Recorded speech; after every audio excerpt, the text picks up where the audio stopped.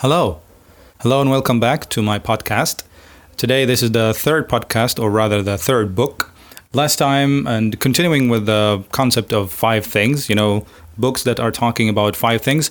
I think I might go with like five books on this matter. Maybe I think that would be about right. Finding five books about five concepts. Last time I talked about the five love languages, and before that the five regrets, the top five regrets of the dying. And today I have the five thieves of happiness by Izzo, another bestseller. And happiness is a very interesting thing. Very interesting concepts. A lot of books about happiness, the happiness advantage, the happiness equation. Books also like Nudge and The Slight Edge about happiness from habits and things you can do to become happy. Very interesting subject. I'm very interested in happiness. This book rather takes a different route, takes things that are taking away your happiness, are stealing your happiness rather. Top five things, and the author chose to have five concepts and name them by starting with the letter C for some reason. The five things are control, conceit, coveting, consumption, and comfort. And everything of these five things has, a personality trait. You can find yourself in one of a couple of these things. So let's get into them and how can we get rid of these five thieves of happiness. So let's start with the first C, the first thief, which is control. The first thief is control, and control is kind of like feeling like you have to think about the past and the future, and you want to control every event of your life. You need to have everything goes exactly as you want to, and it's impossible. This is why you can never be happy. Control is one of the things that are really obviously stealing your happiness, and especially thinking about the future. Thinking about the past, you can just forget about the past, but thinking about the future and the events you cannot control, it has a lot of bad negative effects on you.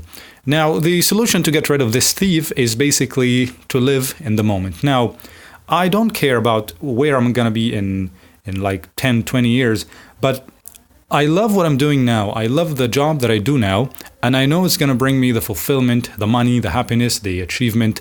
I read the books that I love. I spend time with the people that I love. I don't control the bad things that happen. Like Stephen R. Covey said once, you should have your own mental weather. Things are cold or hot. It's the summer, it's the spring. But in your mind, you have chosen that weather. It's always sunny. It's always sunny in Philadelphia. In your mind, have always Philadelphia. Do not have control over everything in your life, or else you will never be happy, right? So this is the first thief, and this is how to get rid of it. The second one is conceit. And this is one of the greatest barrier to true happiness. Conceit, you can say, it's like the ego. It's like separating yourself away from other people, thinking that you should find happiness separate, find it alone, find it on your own way. And the ego is one of the worst things you can do to your life, because you are not living alone in this world. You live with other people. You need other people. If you think you don't, you will always be alone, and that's not a good predicament. There's also another book only on this concept, which is The Enemy. Ego is the Enemy, another great book we might get into in the future. So how can you overcome this enemy, this conceit enemy, this ego? Well, whenever you find yourself obsessed about, the story of your life, remember that you are already a part of a larger story, right? You are a part of a bigger picture. Start reflecting on your life. See how can you contribute? How can you become a team member? How can you add to the people? They say everything multiplies by, multiplication, except for happiness. It increases, it multiplies by division when you give it to people. It's a very nice quote right there. So number three is coveting. Now, another word for coveting, kind of like greed. What is coveting? This is a thief that disguises itself in ambition. I want more. I want to be more. What's wrong in wanting more? Well, what's wrong about that is the desire that you want something just more than other people, in spite of other people. And you can say that the opposite of coveting is gratitude. I want more because I don't have enough. And you will never have enough. It's another concept from also the book Abundance, which is there are two mentalities, scarcity and abundance. Scarcity, people who think there is not much to get by. There's not enough for anyone. It's very difficult. These people will never be satisfied no matter how rich they get because they always think that's not enough. Abundance, however, thinking that everything you have is a blessing from God. Everything you have is beautiful, you have enough, and whenever you get more, you want to share that. So this is a abundant mentality. You should start from this point, actually, when you try to move along in your way to success. You should start from a point of gratitude. Whenever you find yourself asking, from your subconscious mind, comparing yourself to others, remember that this thief speak to you, wanting more. Just remember this. There's a very lovely quote in this book says, life is a contest rather than a journey, right? So ask instead, am I being myself? Am I being my best self, right? Practice gratitude. One of the best habits you can develop is daily journaling. You can write the best things that happen to you in the day, the best things in your life, the people that you are grateful for having in your life is one of the best habits. If you're going to develop one habit and be consistent at, is journaling every day, especially before going to sleep, like throwing everything in your mind into a paper. So the third thief, coveting, greed, is another thief. And the fourth one is consumption.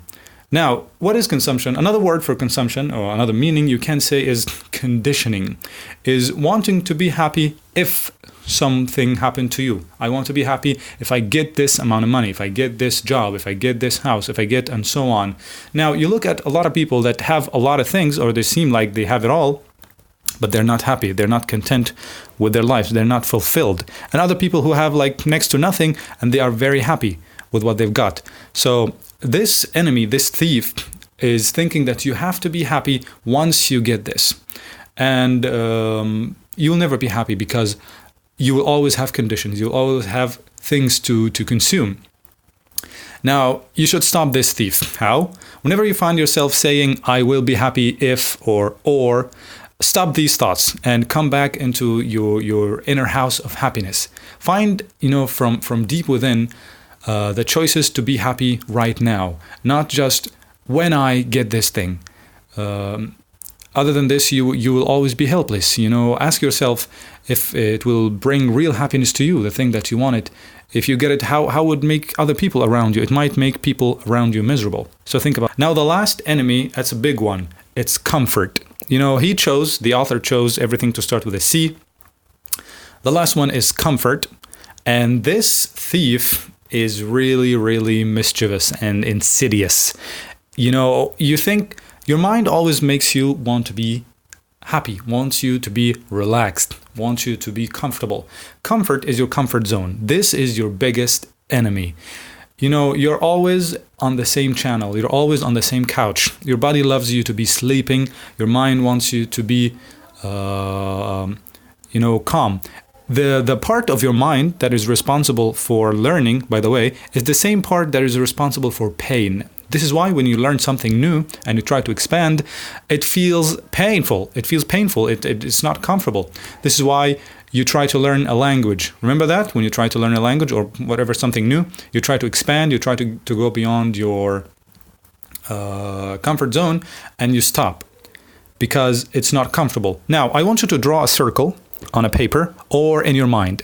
Inside this circle, everything that you have, the house you live in, the car you own, the job you got, the money you save, the skills, everything inside that circle. Outside this circle, draw the things that you don't have. Draw the house, the car, the places you want to travel, the people you want to meet. Every dream that you don't have, draw it outside this circle. Now, this circle is your comfort zone. Inside of it, you have the things that you have right now. To get the things that you don't have, you have to grow. You have to go outside of this circle. And listen to this. Easy choices equal difficult life. Difficult choices equal easy life. If you chose to go to sleep and not go to the gym, That's an easy choice, right? But your body is a result of that choice. If you decided to take the hard choice and go to the gym and work out and not to eat the junk food, your body will be better. If you decided to study language, to take that course, to save that money and not to buy everything you find, the difficult choices will equal an easy life. And also remember this, if there's something you don't have, it's probably because of something you don't know. And if there's something you can't have, it's because of something you don't do. Something you don't know, something you don't do. So expand yourself. Try to learn a new language. Even try to take a different route when you are going to your job. Try to do something new or challenging, like every week or every couple of weeks. Always expand yourself, expand your knowledge. Try to learn a language. Specifically, learning languages opens, a lot of things in your mind and increases your IQ by 5%. So these are the 5 thieves of happiness.